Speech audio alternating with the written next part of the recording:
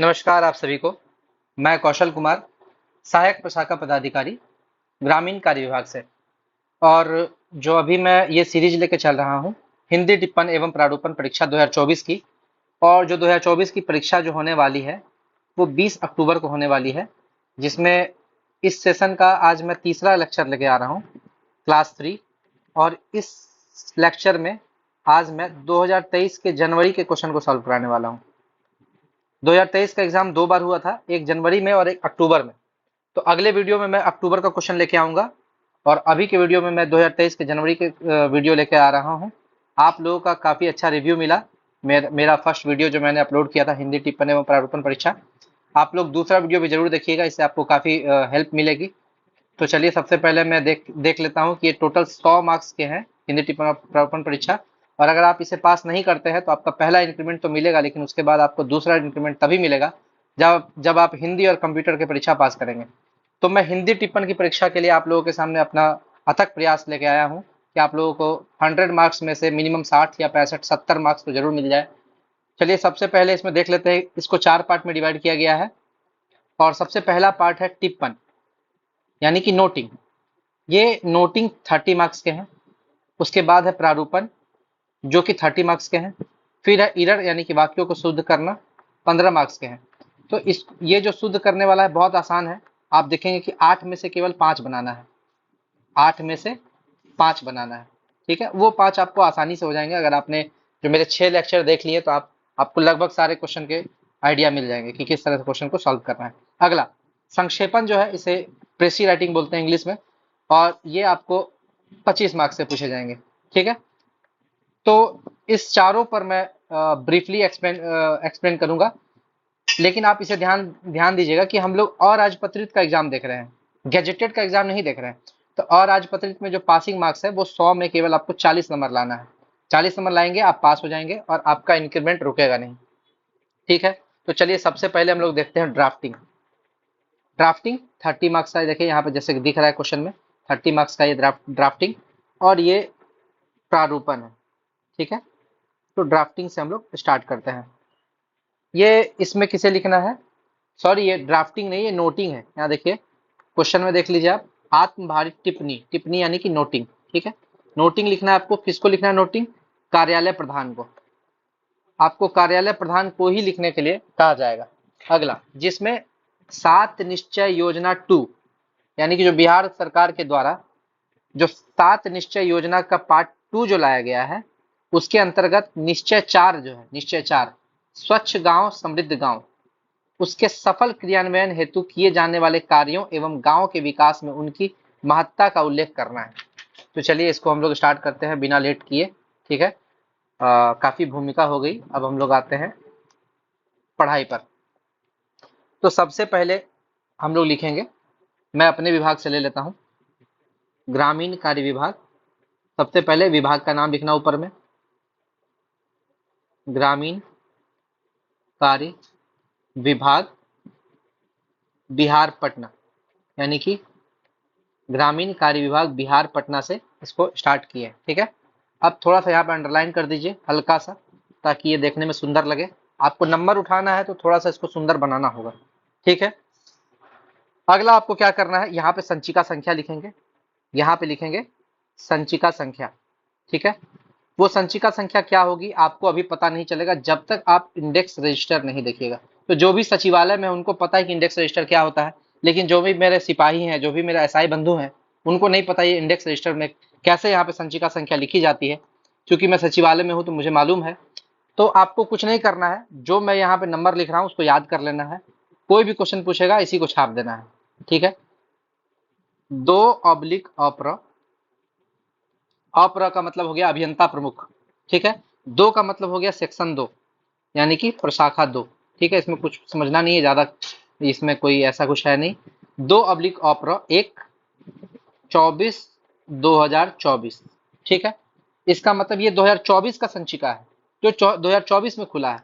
इसको आप याद रख लीजिए, हर एग्जाम में इसी को छाप दीजिएगा। उसके बाद आप इसको ऑब्लिक देके या डैश देके, ऑब्लिक दीजिए या डैश दीजिए, ग्रा का वी।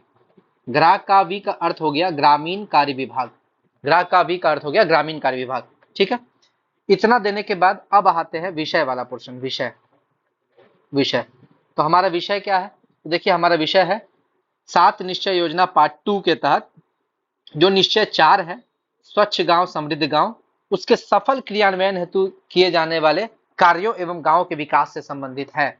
ठीक है, तो इसका विषय लिख लेते हैं हम लोग। 7 निश्चय योजना, 7 निश्चय पार्ट 2, पार्ट 2, ठीक है, के अंतर्गत इसमें बहुत सारा निश्चय किया गया था बिहार सरकार के द्वारा। तो जो निश्चय नंबर 4, निश्चय नंबर 4, ठीक है, निश्चय नंबर 4, 4 क्या बोलता है? स्वच्छ गांव समृद्ध गांव, स्वच्छ गांव समृद्ध गांव, स्वच्छ गांव समृद्ध गांव, इसके सफल क्रियान्वयन के लिए, के सफल क्रियान्वयन हेतु, सफल क्रियान्वयन हेतु हेतु किए जाने वाले कार्यों,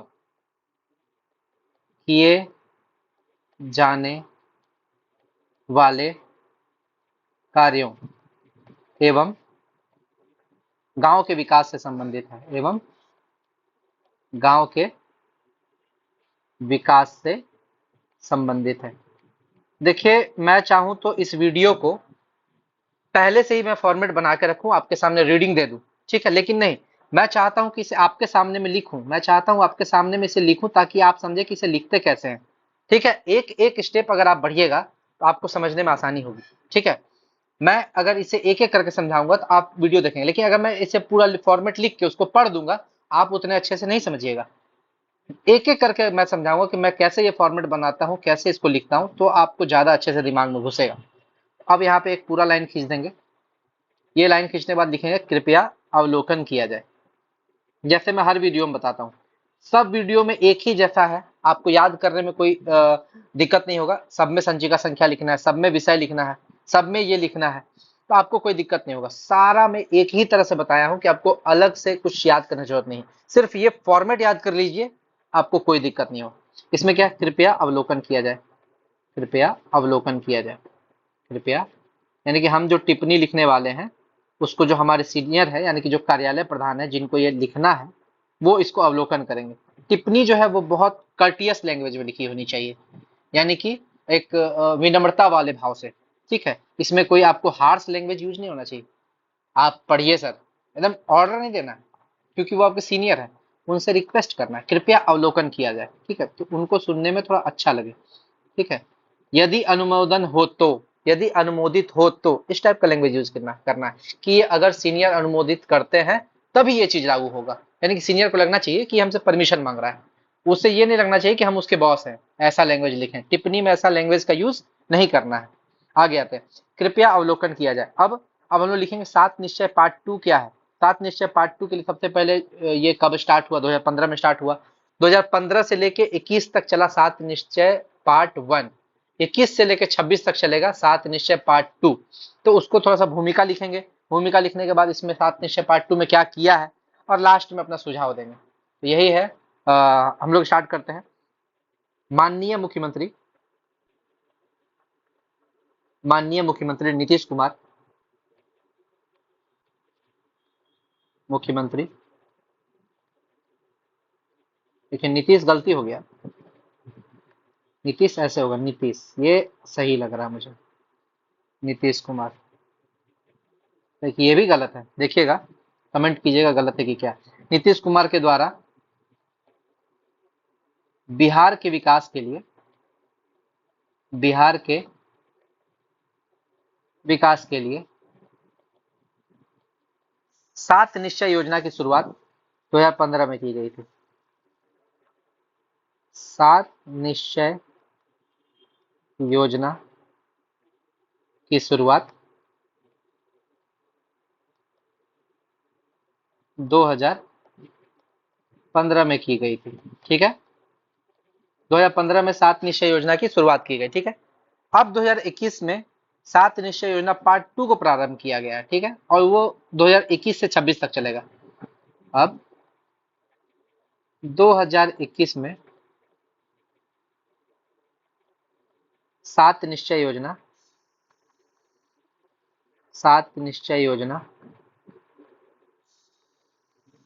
पार्ट 2 को प्रारंभ किया गया है, को प्रारंभ किया गया है। इसके अंतर्गत क्या किया गया है? युवा, महिला और ग्रामीण किसान और सड़क की कुछ बुनियादी जरूरतों को प्राथमिकता दी गई है। तो इसको भी लिखना है। इसके तहत क्या किया गया है? इसके तहत युवाओं, कॉमा, और किसको? महिलाओं, और किसको? ग्रामीण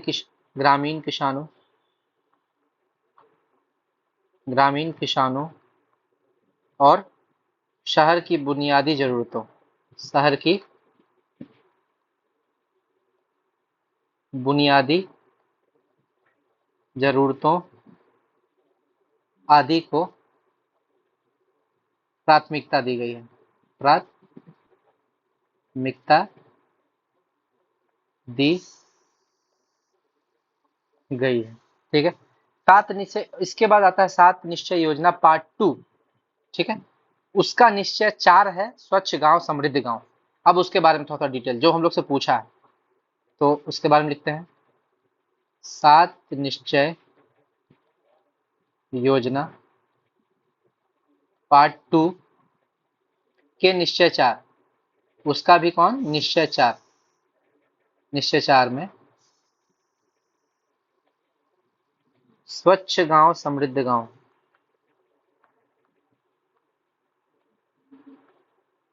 स्वच्छ गांव समृद्ध गांव के बारे में बताया गया है, के बारे में बताया गया है। ठीक है। तो यही तो क्वेश्चन में पूछा है, स्वच्छ गांव समृद्ध गांव क्या मतलब, ये योजना है क्या? इस योजना के तहत सरकार जो है गांव गांव में स्वच्छता अभियान के साथ बढ़ावा दे रही है, स्वच्छता अभियान को बढ़ावा दे रही है। ठीक है। मुख्यमंत्री ग्रामीण सोलर लाइट योजना, ये भी है, चौक चौराहा पर स्ट्रीट लाइट लगाएगा। और सोलर लाइट से प्रदूषण तो कम होगा ही, तो वो स्वच्छता अभियान का ही एक पार्ट हुआ। तो इसको लिखते हैं पहले हम लोग। इस योजना के तहत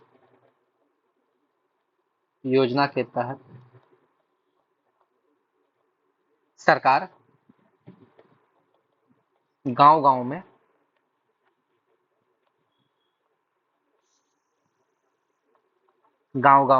स्वच्छता अभियान के साथ बढ़ावा दे रही है, स्वच्छता अभियान को बढ़ावा दे रही है, स्वच्छता अभियान को बढ़ावा दे रही है। अब इसमें हम लोग को लिख देना कैसे स्वच्छता अभियान को बढ़ावा देगी। वृक्ष भी लगाएंगे तभी बढ़ावा होगा, और नॉन रिन्यूएबल जो है उसका यूज हम लोग कम करेंगे। रिन्यूएबल एनर्जी जैसे कि सोलर एनर्जी, आपका विंड एनर्जी, ये सब का यूज करेंगे। बिहार में विंड एनर्जी जो है उसका यूज कम हो सकता है। ठीक है। इसलिए सोलर एनर्जी का यूज कर सकते हैं बिहार में। ठीक है। सोलर लाइट लगा दिए, सोलर पैनल लगा दिए। घर में भी इंसान अब बहुत सोलर लाइट का यूज कर रहे हैं। बहुत सारे कंपनियां ऐसे जहाँ लाइट के लिए सोलर लाइट का यूज किया जा रहा है। ठीक है।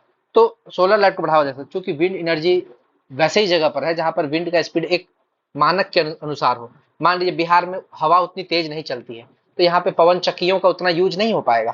तो बिहार में विंड एनर्जी का थोड़ा सा यूज कम है, तो यहाँ पे सोलर एनर्जी को ही बढ़ावा दे सकते हैं। ठीक है। तो मुख्यमंत्री ग्रामीण सोलर लाइट योजना, ग्रामीण सोलर लाइट योजना, ये योजना क्या कहती है कि इस योजना में हर चौक चौराहों पर स्ट्रीट लाइट लगाई जाएगी। ठीक है। लेकिन वो सोलर होगी, सोलर एनर्जी से चलने वाली होगी, यानी कि उसमें कोई भी हम लोग का एनर्जी जो है वो खर्च नहीं होगा, कोयला खर्च नहीं होगा। और कोयला खर्च नहीं होगा तो प्रदूषण नहीं होगा, और हमारा नॉन रिन्यूएबल एनर्जी भी खर्च नहीं होगा। कोयला पेट्रोल वगैरह सब एक दिन खत्म हो जाए, वो यूज नहीं होगा। तो ये समझिए एक तरह से स्वच्छता अभियान का ही एक पार्ट हुआ। ठीक है। आगे आते हैं। मुख्यमंत्री ग्रामीण सोलर लाइट योजना के तहत सभी गांवों के चौक चौराहों चौक चौराहों चौक चौराहों पर स्ट्रीट लाइट लगाई जा रही है। स्ट्रीट लाइट लगाई जा रही है। देखिए ये हम लोग स्टार्ट कर चुके हैं अभी, इतना दूर तक लिखे हैं। सबसे पहले सात निश्चय योजना के बारे में बताया यहाँ पे, सात निश्चय योजना क्या है। तो ये यहाँ से यहाँ तक हम लोग सात निश्चय योजना के बारे में एक्सप्लेन कर दिए। अब सात निश्चय योजना पार्ट 2 का निश्चय 4 जिसके बारे में पूछा गया क्वेश्चन, उसके बारे में थोड़ा सा एक्सप्लेन कर दिए। ठीक है, अब हम लोग क्या करते हैं, इस योजना के तहत और क्या किया जा सकता है। तो कचरा का प्रबंधन भी किया जा सकता है। ठीक है, जो कचरा हम लोग इधर खुले में फेंक देते हैं, प्लास्टिक का यूज कम कर सकते हैं, या फिर ऐसा हो सकता है कि कुछ कचरा को रिसाइकल किया जा सकता है, जैसे कुछ बोतल है, ठीक है, उसको रिसाइकल कर सकते हैं। आर आर आर बोले, अब 4 गो आर हो गया है, R R R R, recycle, reuse, ठीक है, रिफॉर्म। तो ये सब R R R R, 4 R, इसको बोलते हैं 4 आर कंसेप्ट। तो 4 आर कंसेप्ट को भी हम लोग यूज कर सकते हैं। ठीक है, तो अब इसमें हम लोग थोड़ा सा आगे बढ़ते हैं। क्या बढ़ते हैं, इस योजना के तहत, इस योजना के तहत क्या होगा, गांव में तरल व ठोस कचरा अपशिष्ट। गांव में 2 तरह का कचरा हो सकता है, तरल व ठोस कचरा अपशिष्ट प्रबंधन के लिए विशेष कार्य योजना बनाई गई है। विशेष कार्य योजना बनाई गई है। यानी कि जो तरल कचरा है और जो ठोस कचरा है, दोनों के लिए अलग अलग प्रबंधन किया गया है। ठीक है, लेकिन ऐसा पॉसिबल नहीं हो सकता है। गांव घर के लोग अभी उतने जागरूक नहीं हुए हैं कि तरल कचरा को वो अलग और ठोस कचरा को अलग रखेंगे, वो मिक्स करके ही फेंकेंगे। ठीक है, लेकिन इस पर काम किया जा रहा है, ये एक अच्छा पहल है। ठीक है, हम लोग पॉजिटिव चीज को देखना है, उसका नेगेटिव चीज को नहीं देखना है। ठीक है, और ये योजना बनाई गई है क्यों, क्योंकि ताकि ताकि सभी अपशिष्ट पदार्थों को रिसाइकल किया जा सके, ताकि सभी अपशिष्ट पदार्थों को रिसाइकल किया जा सके। रिसाइकल ऐसे नहीं लिखेंगे, इसको ऐसे लिखेंगे, रिसाइकल किया जा सके।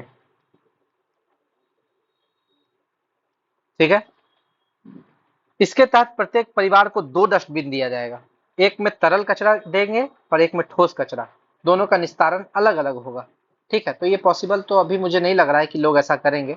ठीक है, लेकिन ये अच्छा योजना है। अगर फ्यूचर में कभी ऐसा, इसके लिए ये भी होगा कि जो नगर पालिका के हैं या गाँव के हैं, गाँव में वो कचरा के लिए आदमी को जाना पड़ेगा, अब वो तरल कचरा को अलग में ले, मतलब अलग निपटारा करे और ठोस कचरा को अलग से ले जाए। ऐसा तो नहीं होता, आदमी सबको एक में डाल देता है, एक में डाल के फेंक देता है। ठीक है, अभी उतना नहीं हो रहा है इस पर यूज, लेकिन बिहार सरकार का ये पहल है, हो सकता है बाद में इसका पॉजिटिव चीज मिले, पॉजिटिव चीज इससे निकल कर आए। तो ये पहल है, पहल का तारीफ करना चाहिए, अच्छा है। इसके बारे में बताना है तो हम लोग को इसमें पॉजिटिव चीज लिखना होगा यहाँ पे। इसके तहत प्रत्येक परिवार को 2 डस्टबिन दिए जाएंगे। डस्टबिन को इंग्लिश में नहीं लिखना, हिंदी में लिखना है। 2 डस्टबिन दिए जाएंगे। ठीक है, एक में तरल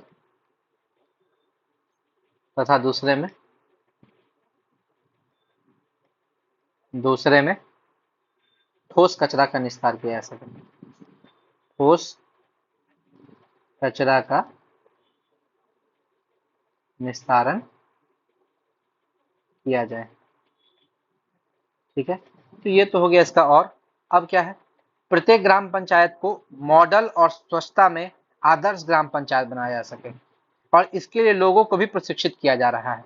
बताया जा रहा है कि कचरों के उपयोग से गांव घर जैविक अजैविक रूप से खाद बनाकर कैसे उसको यूज करें। जैसे बायोगैस का नाम सुने आप, तो बायोगैस गांव में यूज होता है, अभी भी यूज होता है, बहुत जगह यूज करते हैं लोग इसका। ठीक है, लेकिन वो मास नंबर पर नहीं हो रहा है, यानी कि 1000 आदमी में से कहीं गलती से एक आदमी उसका यूज कर रहा है। तो इस चीज को मास नंबर पे करना है। अगर मास नंबर पे इसका यूज होने लगे तो समझिए कि हमारा कितना सारा चीज बचेगा। जैसे आप गोईठे का यूज आप देखिए गांव में होता है अभी भी, तो वो बहुत हद तक आपका कोयला वगैरह का यूज का निर्भरता जो है उसको कम करता है। तो ये गांव में ही होता है, गांव में अच्छा है। तो मॉडल गांव बनाने का यही है कि उसका कुछ सूची तैयार किया जाए, कुछ चुनिंदा चीजों को काम किया जाए, बायोगैस को बढ़ावा दिया जाए। ठीक है, तो अब यहाँ पर लिखते हैं पॉइंट। अगला पॉइंट हम लोग लिखते हैं, प्रत्येक गांव ग्राम पंचायत, प्रत्येक ग्राम पंचायत में ठोस नहीं, मॉडल गांव बनाने के लिए ना, हाँ, प्रत्येक ग्राम पंचायत को मॉडल और स्वच्छता में आदर्श ग्राम बनाने के लिए आदर्श ग्राम पंचायत बनाया जा सके। इसके लिए लोगों को प्रशिक्षित भी किया जा रहा है। इसके लिए लोगों को प्रशिक्षित किया जा रहा है।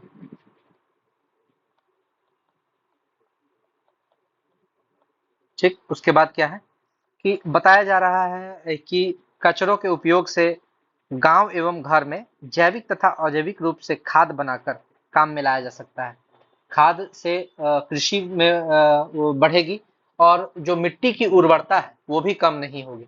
जैसे कि आप अगर मान लीजिए कि और ऑर्गेनिक खाद का यूज करते हैं, ठीक है, तो उससे आपकी कृषि की उर्वरता जो है, मिट्टी की उर्वरता कमी नहीं होगी। लेकिन आप अगर ऑर्गेनिक खाद का यूज नहीं कर, केमिकल फर्टिलाइजर का यूज करते हैं, तो वो क्या करेगी, अगले बार आपको ज्यादा केमिकल डालना पड़ेगा, तो आपकी मिट्टी की उर्वरता को वो कम कर देगी। इसीलिए ये जैविक और अजैविक दोनों का खाद का बात कर रहा है। हम लोग यहाँ पे दोनों खाद का बात करेंगे, ठीक है। कृषि का उत्पादकता को बढ़ाने के लिए दोनों खाद का यूज होगा, जैविक और अजैविक दोनों को, लेकिन वो कचड़ों का यूज करके खाद बनाएंगे। तो अब बताया जा रहा है, मतलब ये अभी प्रयोग में नहीं है, बताया जा रहा है, ठीक है, बताया जा रहा है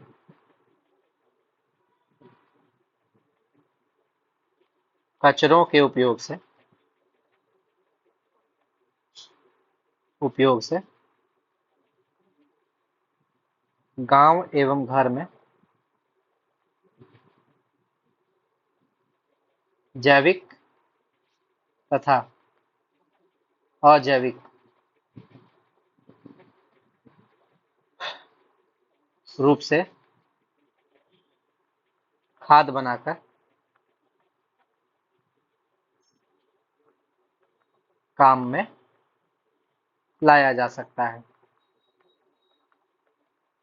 और क्या किया जा सकता है, लोगों को बायोगैस का प्रयोग करने के लिए प्रोत्साहित किया जा सकता है। लोगों को बायोगैस के अत्यधिक प्रयोग करने के लिए प्रशिक्षण देकर, प्रशिक्षण भी दे सकते हैं, प्रोत्साहित किया जा सकता है, प्रोत्साहित किया जा सकता है। ये मेरा सुझाव है, टिप्पणी में हम अपना सुझाव देंगे, ठीक है। इसके बाद इन सभी कार्यों से गांव का काफी विकास भी हो रहा है। इन सभी कार्यों से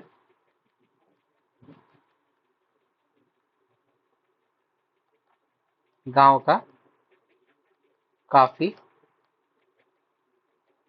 विकास भी हो रहा है। और अगर आपको लगे कि कोई सुझाव है, तो आप अपना सुझाव यहाँ पर दे सकते हैं। बस इतना ही है, ये पूरा पेज मैंने लिख दिया इस पे। और लास्ट में अगर आपको अपना कोई सुझाव लगे तो वो लिख सकते हैं। उसके बाद यहाँ लिखेंगे लास्ट में, सुझाव लिखने के बाद अनुमोदनार्थ प्रस्तुत, अनुमोदनार्थ प्रस्तुत, यानी कि आपके सीनियर के अनुमोदन के लिए इसको प्रस्तुत किया जा रहा है, ठीक है। उसके बाद यहाँ पर क्या करना है, आपको अपना हस्ताक्षर करना है। सॉरी, इसके बाद करना है, जहाँ पे अनुमोदनार्थ प्रस्तुत लिखे हैं उसके बाद यहाँ पर आपको हस्ताक्षर करना है अपना। हस्ताक्षर के बाद आपको अपना नाम नहीं लिखना है, कभी भी आप अपना नाम भूल कर भी नहीं लिखें। आप जब क्वेश्चन पढ़िएगा एग्जाम स्टार्ट होने से पहले, वहां लिखिएगा कि अपना नाम नहीं लिखिएगा, आप नहीं तो आपका क्वेश्चन क्या बोलते हैं, जो आंसर शीट है उसको चेक ही नहीं किया जाएगा, 0 मार्क्स दे दिया जाएगा। ठीक है, उनको पूरा हक है कि वो आपको 0 मार्क्स दे दे। दिनांक आप अपना जो एग्जाम का डेट है वही लिख देंगे, 20 अक्टूबर 2024। इसके बाद आप लिखेंगे, जैसे मैं लिखूंगा यहाँ पे सहायक प्रशाखा पदाधिकारी। ठीक है, तब अपना अपना पदनाम लिख देंगे यहाँ पे। अगर कोई एसआई है तो वो लिखेंगे पुलिस अवर निरीक्षक। ठीक है, और जिसको प्रस्तुत करना है वो यहाँ लिखेंगे, जैसे मैं एएसओ हूँ तो मैं एसओ को दूंगा, असिस्टेंट सेक्शन ऑफिसर हूँ तो सेक्शन ऑफिसर को ये दूंगा कि वो फाइल को आगे ले जाए, फाइल यानी कि संचिका। तो प्रशाखा पदाधिकारी को मैं ये दूंगा, प्रशाखा पदाधिकारी लिख दूंगा यहाँ पे, और वो ये फाइल मैं आगे बढ़ा दूंगा। जैसे प्रशाखा पदाधिकारी इसको देखेंगे वो ऐसे लाइन खींचेंगे, यानी कि वो रीड कर चुके हैं, यानी कि वो इसको रीड कर चुके हैं।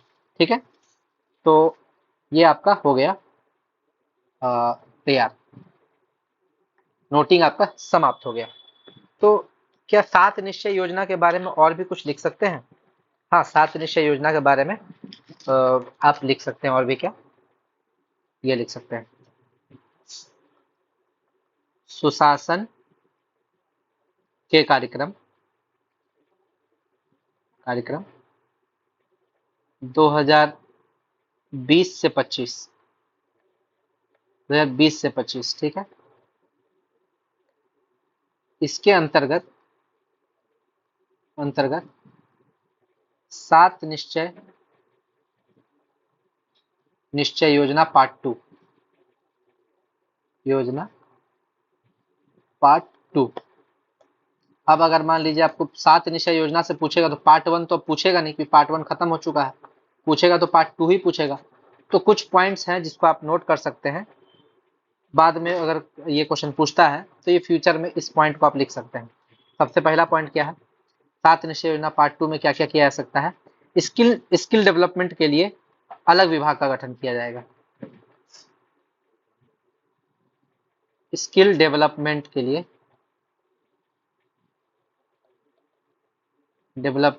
लिए अलग विभाग का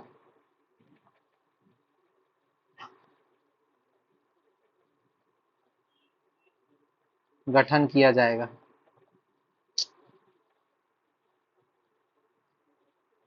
हर जिले में मेगा स्किल सेंटर खोला जाएगा। हर जिले में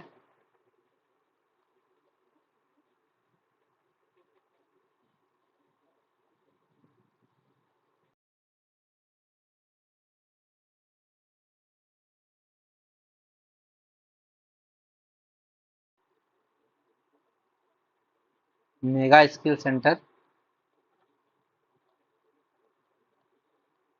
खोला जाएगा।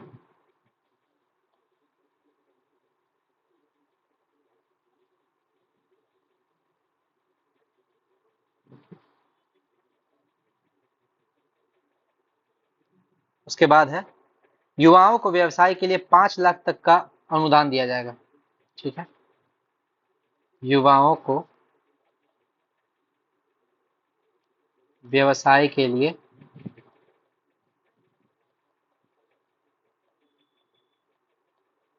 5 लाख तक अनुदान और 1% ब्याज पर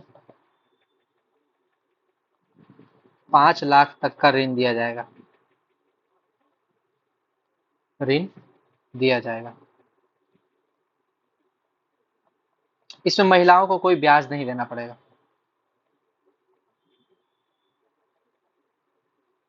महिलाओं को कोई ब्याज नहीं देना होगा। अगला, विदेश में शिक्षा के लिए जाने वाले विद्यार्थियों के लिए डिजिटल काउंसलिंग सेंटर बनेगा। यानी कि जो लोग विदेश में शिक्षा के लिए जाएंगे, शिक्षा के लिए जाने वाले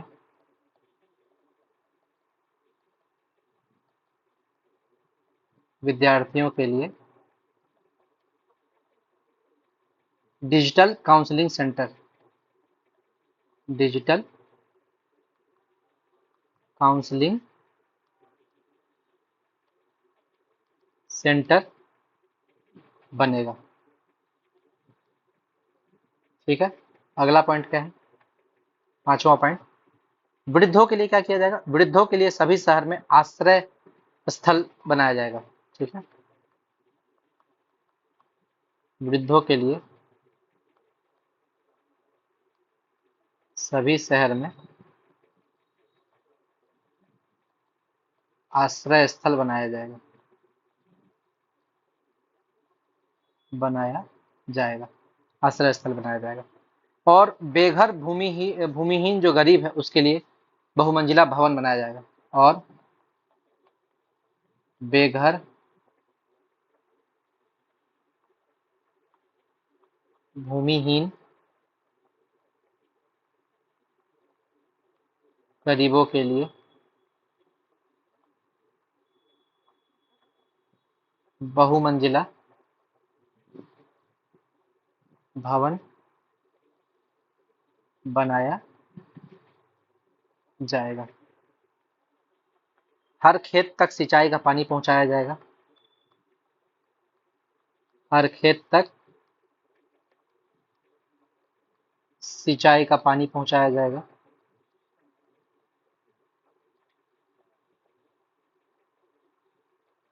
और एक अगला पॉइंट, 7 पॉइंट क्या है, हृदय में जिस जिस बच्चे का छेद है, जन्म के साथ ही जो बच्चे का हृदय में छेद होता है उसके लिए निःशुल्क इलाज के लिए बाल हृदय योजना लागू होगा।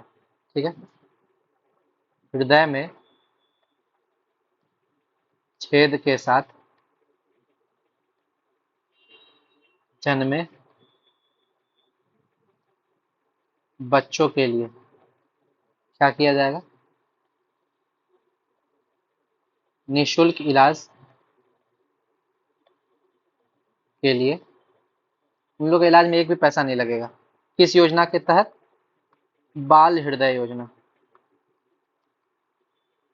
योजना लागू होगी।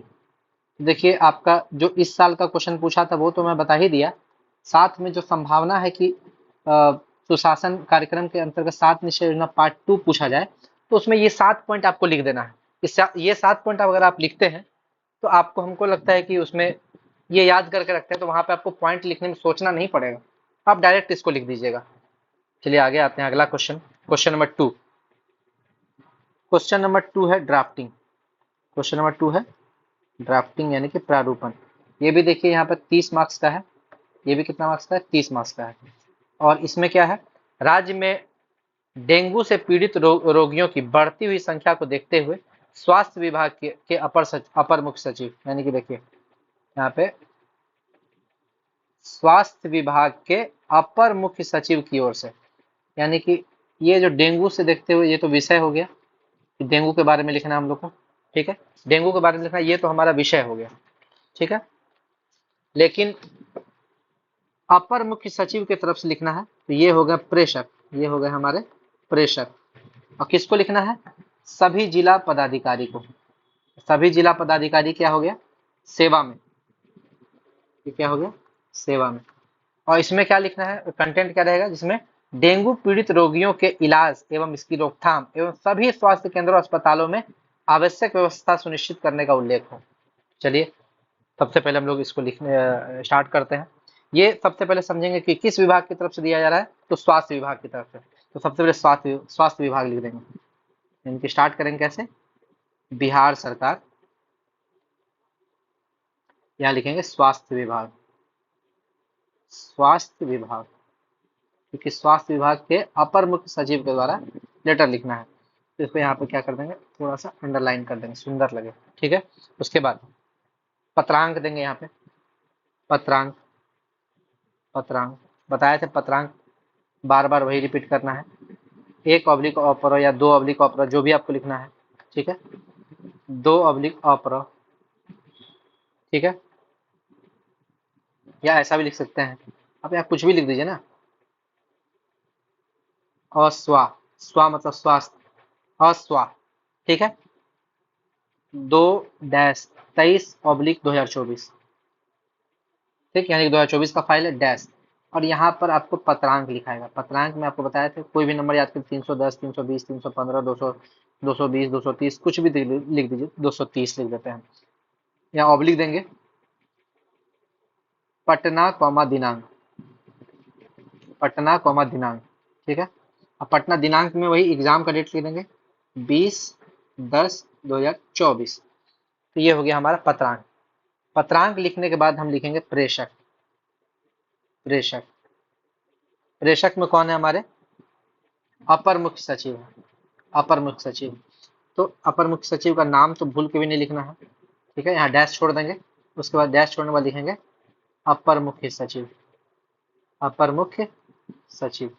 और ये किस विभाग से है, स्वास्थ्य विभाग। तो चूंकि यहाँ पे हम लोग लिख दिए हैं कि बिहार सरकार स्वास्थ्य विभाग, तो यहाँ पे फिर से स्वास्थ्य विभाग लिखने की जरूरत नहीं, सेवा में।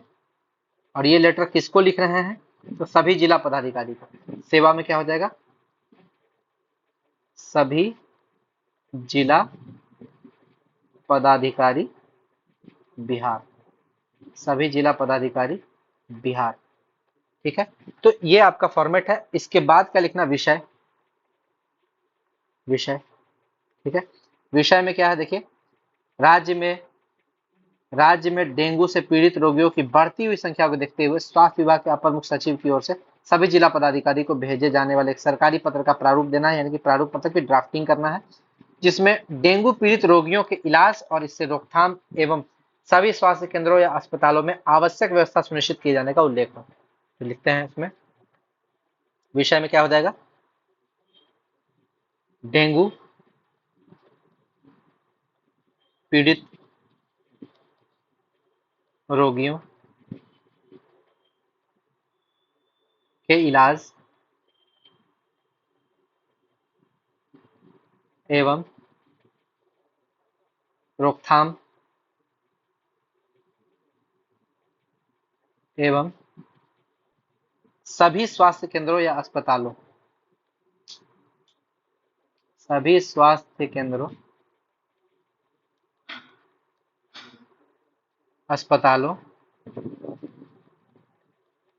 सभी स्वास्थ्य केंद्रों अस्पतालों में आवश्यक व्यवस्था,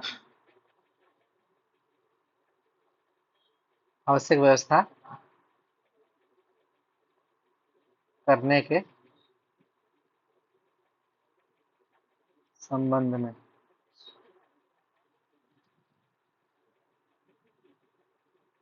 महाशय,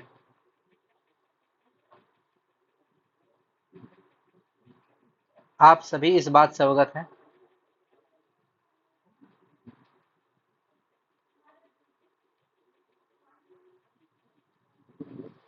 आप सभी इस बात से अवगत हैं। हम लोग लिखना है कि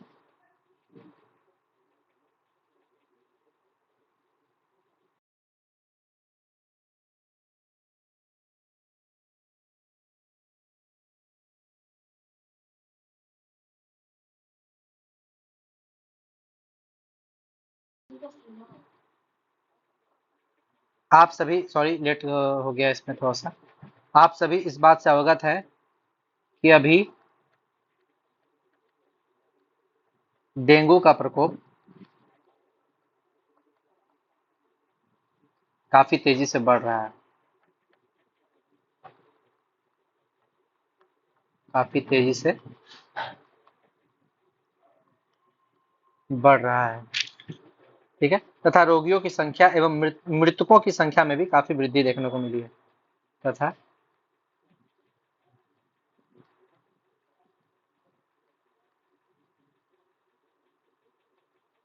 रोगियों की संख्या एवं मृतकों की संख्या में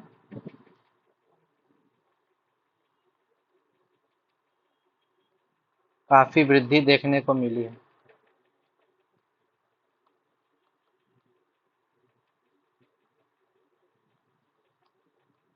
मिली है। इस संबंध में आप सभी डेंगू के की रोकथाम एवं उपाय के लिए निम्नलिखित कदम कदम उठा सकते हैं। इस संबंध में आप सभी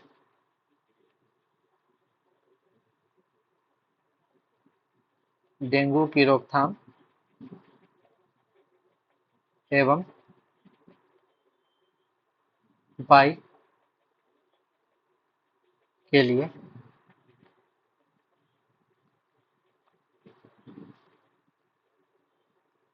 निम्नलिखित कदम उठाएं।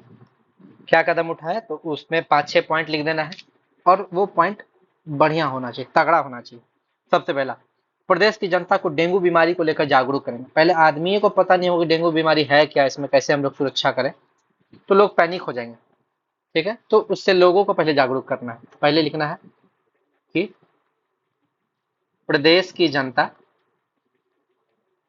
प्रदेश की जनता को डेंगू बीमारी को लेकर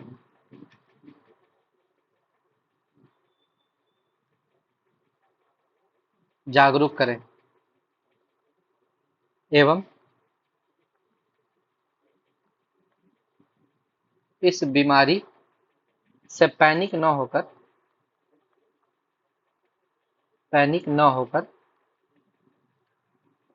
तुरंत जो है सुरक्षात्मक उपाय करें। त्वरित सुरक्षात्मक उपाय करें। तुरंत जो है क्या करना है? सुरक्षात्मक उपाय करना है। ठीक है। दूसरा दूसरा पॉइंट है कि सभी जिला पदाधिकारी जो है वो इंटीग्रेटेड कमांड सेंटर के जरिए इस पर निगरानी रखेंगे। साथ ही टेस्टिंग, फॉगिंग, साफ सफाई का प्रतिदिन समीक्षा भी करेंगे। यानी कि सभी जिला पदाधिकारी क्या करेंगे? इंटीग्रेटेड इंटीग्रेटेड कमांड सेंटर के जरिए इस पर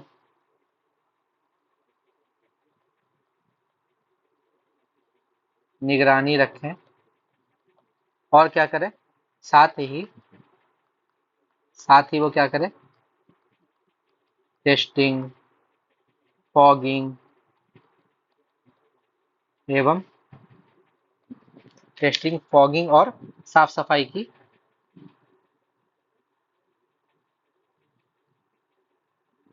प्रतिदिन समीक्षा करें। प्रतिदिन समीक्षा करें। और क्या है? तीसरा तीसरा पॉइंट, अस्पताल में देखेंगे कि हम लोग का बेड है कि नहीं, वेलनेस सेंटर तक जो है दवाई पहुंच रहा है कि नहीं, ओआरएस का उपलब्धता है कि नहीं, और जितना भी बेड है उस पर मच्छरदानी है कि नहीं, ये सब सुनिश्चित करना बहुत जरूरी है, क्योंकि मच्छरदानी नहीं रहेगा तो फिर अस्पतालों में काट लेगा मच्छर, है ना। पर्याप्त संख्या में अस्पतालों में अतिरिक्त बेड्स एवं प्रत्येक बेड्स पर प्रत्येक बेड पर मच्छरदानी की व्यवस्था सुनिश्चित करें। मच्छरदानी की व्यवस्था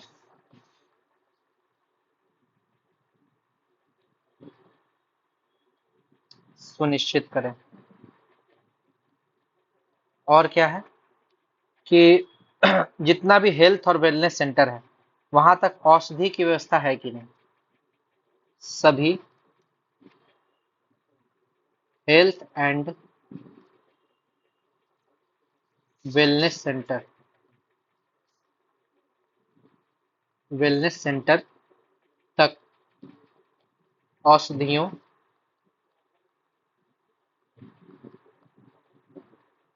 एवं ओआरएस को ऐसे नहीं लिखना है, कैसे लिखना ORS को? ORS। ORS की उपलब्धता उपलब्धता सुनिश्चित करें। ठीक। चौथा पॉइंट, चौथा पॉइंट क्या होना चाहिए हमारा कि इस बात का भी ध्यान रखें कि जो हम लोग का सर्विलांस टीम है, जो हम लोग का सर्विलांस टीम है, वो घर घर जाकर सभी की जांच करे। जैसे कि स्थिर पानी कहीं पे जमा तो नहीं है, कूलर, टंकी, गमला, खुला में रखा टायर, बर्तन आदि में बहुत दिनों से पानी बदला नहीं गया है तो उसको खाली करा दे। हर जगह जाके इस चीज का जांच करें। यानी कि इस बात का भी ध्यान, एक पेज बढ़ा देते हैं यहाँ पे। इस बात का भी ध्यान ध्यान रखा जाए कि सर्विलांस टीम है वो घर घर या गली गली गली गली जाकर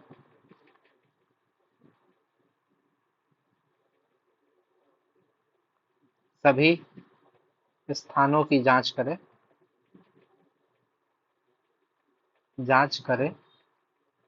एवं स्थिर पानी जहां जमा होता है, स्थिर पानी जैसे कूलर, टंकी, गमला, ठीक है, खुले में रखा टायर या कोई बर्तन, खुले में रखा टायर या बर्तन, ठीक है, खुले में रखा टायर या बर्तन, ईटीसी, ईटीसी नहीं, इत्यादि इत्यादि, जैसे बहुत दिनों से पानी बदला नहीं गया हो, जिसमें बहुत दिनों से पानी बदला नहीं गया हो, उसे खाली करा दें। और क्या है पांचवा पॉइंट? जहां भी जल भराव हो, जैसे कहीं भी पानी जमा हो रहा है तो वहां पर छिड़काव कर देना है ताकि डेंगू का मच्छर लार्वा वहीं मर जाए। ठीक है, जहां भी जल भराव हो वहां दवा का छिड़काव अवश्य कराएं। छिड़काव अवश्य कराएं।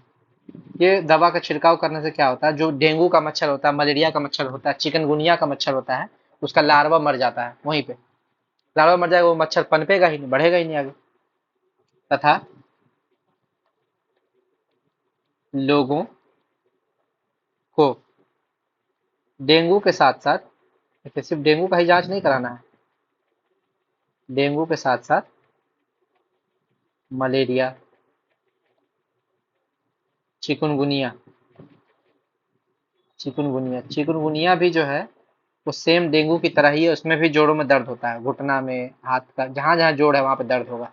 डेंगू में भी वही होता है, प्लेटलेट्स कम हो जाता है डेंगू में, चिकनगुनिया में भी प्लेटलेट्स कम हो जाता है, दोनों लगभग सेम है। की भी जांच कराएं। ठीक है, अब थोड़ा सा इसमें लिखेंगे। आप सभी से आशा है, लास्ट में क्या लिखेंगे? आप सभी से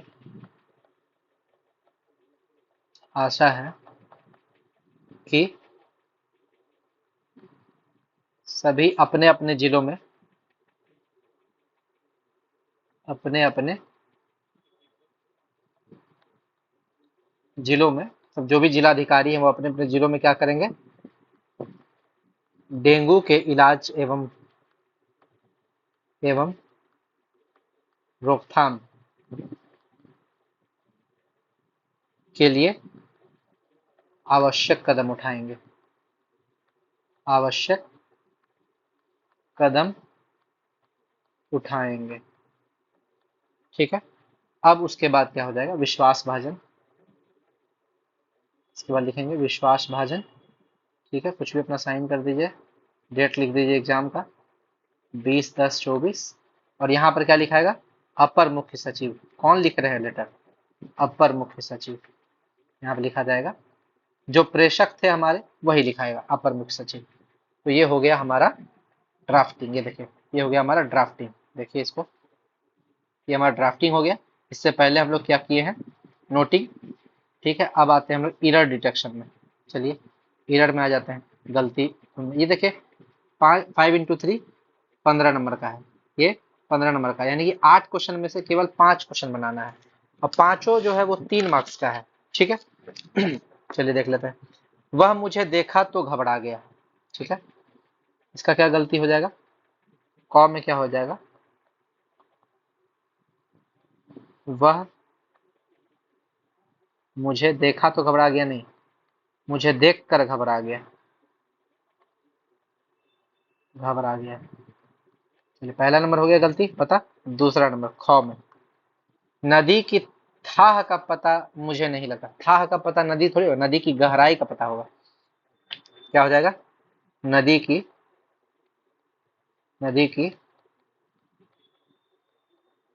गहराई का पता मुझे नहीं लगता।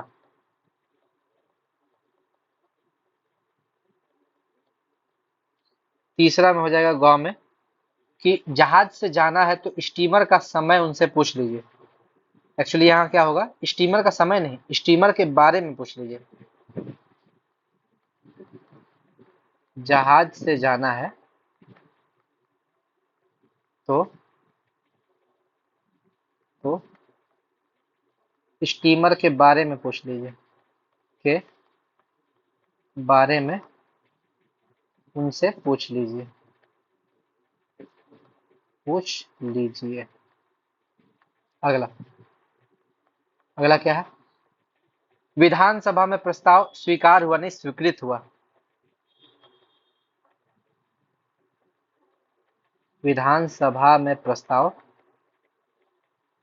यहाँ पे क्या हो जाएगा, स्वीकार गलत है, स्वीकार की जगह हो जाएगा स्वीकृत हुआ,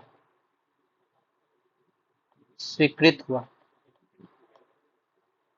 अंग, अगला क्या है, फल का पका पका हुआ होना चाहिए।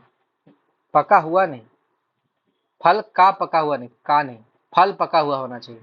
फल का जो है वो नहीं लगा हुआ होना चाहिए, फल पका हुआ होना चाहिए।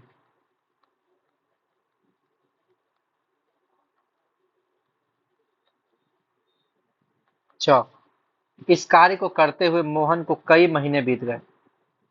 करते हुए नहीं होगा, इस कार्य को करते समय मोहन को कई महीने बीत गए। ठीक है, इस कार्य को करते समय मोहन को कई महीने हो गए।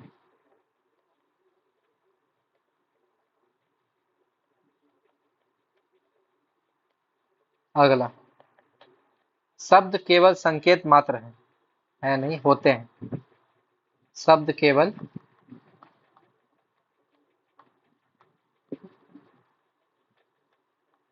संकेत मात्र होते हैं। देखिए इसमें से कोई जरूरी नहीं है, आपको जो लगे कि हाँ ये गलती हो सकता है, केवल 5 बनाना है आपको, इसमें से केवल 5 बनाना है। तो जो आपको लगे एकदम 100% सही है वही 5 बनाइए 8 में से।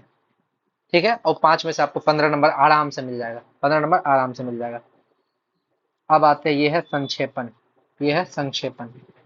संक्षेपण, संक्षेपण जो है वो आपको जितना भी वर्ड दिया हुआ है उसका 1/3 में लिखना है आपको। जो भी वर्ड दिया हुआ है उसका 1/3 में लिखना है, और इसमें आपको 25 मार्क्स मिलेगा। इसमें आपको 25 मार्क्स मिलेगा संक्षेपण का। इसको आप क्या कीजिए, 2 बार पढ़ लीजिए। 2 बार पढ़ने से क्या होगा, इसके बारे में आपको आइडिया लग जाएगा कि क्या है। ठीक है ये पढ़ते हैं सबसे पहले एक बार, तो उसके बाद समझ में आ जाएगा। एक बार पढ़ने से आपको शीर्षक पता चल जाएगा कि इसमें किस टॉपिक के बारे में ज्यादा जोर जोर डाला है। जिसके बारे में ज्यादा जोर डालेगा, जो हमारा मुख्य विषय रहेगा, वही होगा हमारा शीर्षक। तो देखिए, राष्ट्रीयता के विकास के लिए भाषा एक महत्वपूर्ण तत्व है। राष्ट्रीयता के विकास के लिए भाषा एक महत्वपूर्ण, भाषा पर जोर डाला, तो भाषा हमको लग रहा है कि ठीक है। भाषा ही एक ऐसा साधन है जिसके द्वारा मनुष्य मानव समुदाय अपने भावों को एक दूसरे के सामने प्रकट करते हैं। यानी कि मनुष्य जो है अपने भाव जो है वो किसके साथ द्वारा प्रकट करते हैं? भाषा के द्वारा। देखिए, फिर से भाषा आया, फिर से भाषा आया, यानी कि भाषा के बारे में बोल रहा है। हमारा शीर्षक कहीं ना कहीं भाषा हो सकता है। आगे, जिस प्रकार पहाड़ जो है वो नदी तथा समुद्र, पहाड़ नदी तथा समुद्र के मनुष्य में के आपस में मिलने जुलने में रुकावट पैदा करता है। अच्छा, पहाड़ जो है वो नदी तथा समुद्र मनुष्य के आपस में मिलने जुलने में रुकावट पैदा करता है। ठीक है, जैसे कि कहीं पे पहाड़ है, नदी है और समुद्र है, ये तीनों चीज क्या करता है? मनुष्य के आपस में मिलने जुलने में रुकावट पैदा करता है। वैसे ही अगर भाषा भिन्न हो, भाषा अगर डिफरेंट हो, तो मनुष्यों को पारस्परिक संबंध स्थापित करने में बाधक होती है। यानी कि अगर कोई आपको डोगरी भाषा बोल रहा है जम्मू कश्मीर में, ठीक है, और कोई बंगाली बोलता है, बंगाली बोलता है, तो देखिएगा डोगरी और बंगाली वाला एक दूसरे से संबंध स्थापित नहीं कर पाएगा, क्योंकि यहाँ पे भाषा की भिन्नता हो गई। ठीक है, अब पानी है, क्या बोल रहा है यहाँ पे, पहाड़ है, पहाड़ हो गया, नदी हो गया, और क्या बोलते हैं, समुद्र। ये जो है मानव को रोकता है। जैसे कहीं पहाड़ है, पहाड़ के उस तरफ का मानव और इस तरफ का मानव मिल नहीं पाएगा पहाड़ के चलते। तो उसी तरह भाषा के चलते दो मानव मिल नहीं पाएंगे, क्योंकि उनके भाषा में भिन्नता होती है। तो हम समझ सकते हैं इसका शीर्षक भाषा देना काफी जरूरी हो जाता है। ठीक है, अगला, मनुष्यों के विभिन्न समुदायों के अपने अपने आदर्श, विचार और अपनी अपनी भावनाएं होती है, जिनकी अभिव्यक्ति भाषा के द्वारा ही होती है। यानी कि आदमी अपना आदर्श, विचार और भावना का अभिव्यक्ति जो है, भावना प्रकट जो करता है, वो भाषा के द्वारा ही करता है। फाइनली हो गया, इसका भाषा ही शीर्षक है, भाषा। अगला, संगीत और साहित्य की अभिव्यक्ति का साधन भी भाषा ही है। भाषा एक ऐसा साधन है जिससे मनुष्य एक दूसरे के समीप आ जाते हैं और उनमें घनिष्ठता स्थापित हो जाती है। अगर दो लोग सेम भाषा बोलता है ना, तो देखिए वो लोग ज्यादा क्लोज होगा। क्या अपने देखिए, अपने घर एरिया का आदमी, आप अपने अपने भाषा में बात कीजिएगा, तो एक दूसरे से ज्यादा क्लोज हो जाता है। यही कारण है कि एक भाषा बोलने वाले लोग परस्पर सहानुभूति रखते हैं। ठीक है, आप उनके बारे में सहानुभूति रखिएगा, अरे ये लड़का तो सही है, ये मेरे घर का है, ये मेरे भाषा बोलता है। राष्ट्रीयता की भावना के लिए भाषा परम तत्व है। चलिए अब इसके बारे में हम लिखते हैं, इसको संक्षेप करके लिखते हैं। सबसे पहले क्या देंगे? इसका शीर्षक देंगे, शीर्षक, भाषा और अभिव्यक्ति दे सकते हैं। आप सिर्फ भाषा भी दे सकते हैं, भाषा और अभिव्यक्ति। ये हमको लग रहा है कि अच्छा टॉपिक, शीर्षक होना चाहिए। अब इसके बाद स्टार्ट करते हैं। राष्ट्रीयता के विकास के लिए, राष्ट्रीयता के विकास के लिए भाषा एक अत्यंत महत्वपूर्ण तत्व है। ठीक है, तो इसमें एक वर्ड पकड़ में आ गया, राष्ट्रीयता का विकास। ठीक है, अगला, भाषा ही एक ऐसा साधन है जिसके द्वारा मनुष्य मानव समुदाय अपने भावों को एक दूसरे के सामने प्रकट करते हैं। इस दोनों लाइन को जोड़ के एक लाइन लिखते हैं छोटा में। क्या लिख सकते हैं? भाषा एक ऐसा साधन है जो राष्ट्रीयता के विकास में और मानव समुदायों के भाव को प्रकट करने में महत्वपूर्ण है। तो दोनों लाइन को एक में मिला दिए। कैसे किए? भाषा एक साधन है जो राष्ट्रीयता के विकास एवं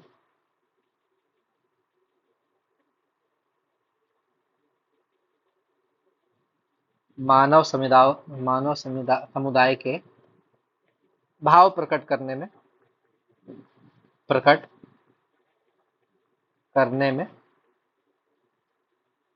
महत्वपूर्ण है, महत्वपूर्ण। और क्या हो सकता है? अगला, अगला हम लोग देखते हैं लाइन, अगला लाइन पढ़ते हैं। जिस प्रकार पहाड़, नदी तथा समुद्र मनुष्य में आपस में मिलने जुलने में रुकावट पैदा करते हैं, वैसे ही भाषा की भिन्नता मनुष्यों के पारस्परिक संबंध स्थापित करने में बाधक होती है। इसमें हम लोग ये लिख सकते हैं शॉर्टकट में कि क्या बोलते हैं, भाषा की भिन्नता होने पर मनुष्य के आपसी संबंध स्थापित होने में बाधा होती है। ठीक है, मतलब भाषा की भिन्नता होने पर मनुष्य का संबंध स्थापित करना मुश्किल होता है। ठीक है, ये लिख सकते हैं यानी कि यहाँ पर हम लोग क्या लिख सकते हैं, भाषा की भिन्नता होने पर, भाषा की भिन्नता होने पर आपसी संबंध, आपसी संबंध स्थापित करने में, इसका आपसी संबंध, देखिए यहाँ थोड़ा सा गड़बड़ है, मनुष्य के आपसी संबंध भिन्नता होने पर मनुष्य के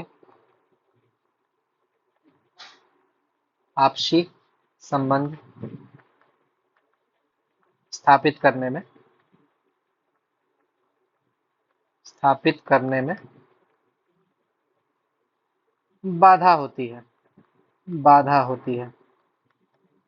और क्या बोल सकते हैं यहाँ पे आगे,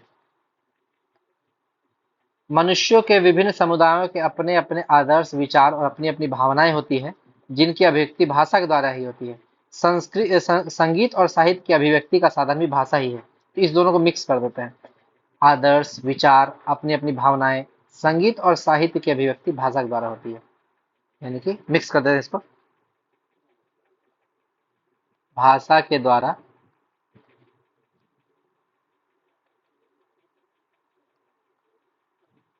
विभिन्न समुदायों के आदर्श, विचार एवं भावनाओं की तथा इसके अलावा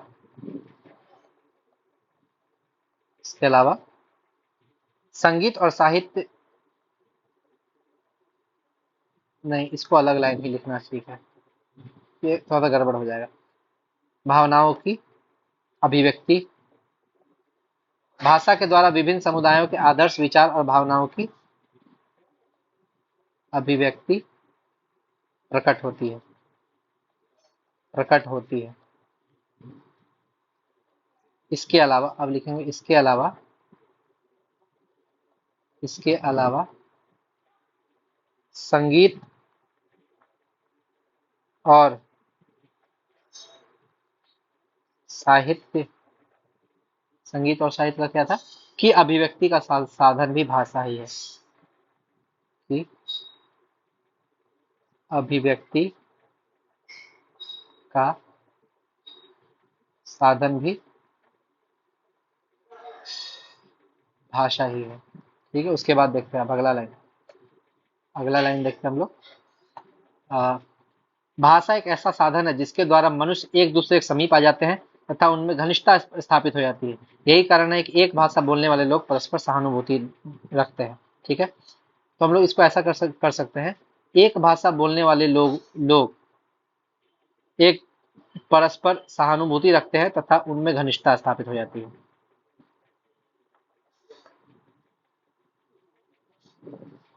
समान भाषा बोलने वाले लोगों में घनिष्ठता होती है तथा वे परस्पर सहानुभूति रखते हैं या एक दूसरे के प्रति सहानुभूति रखते हैं। इसके बाद क्या है, राष्ट्रीयता की भावना के लिए भाषा तत्व परम आवश्यक है। तो राष्ट्रीयता का विकास तो हम लोग शुरू में लिखे ही थे, फिर भी लिख देते हैं। इसके अलावा राष्ट्रीयता की भावना के लिए भाषा आवश्यक है। राष्ट्रीयता की भावना के लिए भाषा अत्यावश्यक है। तो आज का सेशन यहीं पे समाप्त हुआ, टोटल चीज करवा दिए हैं, टिप्पण, प्रारूपण, इरड़ और संक्षेपण। अगर मेरा वीडियो अच्छा लगा हो तो वीडियो को लाइक, शेयर और सब्सक्राइब कीजिएगा, और अगला वीडियो अगर आपको चाहिए तो कमेंट कीजिएगा। धन्यवाद।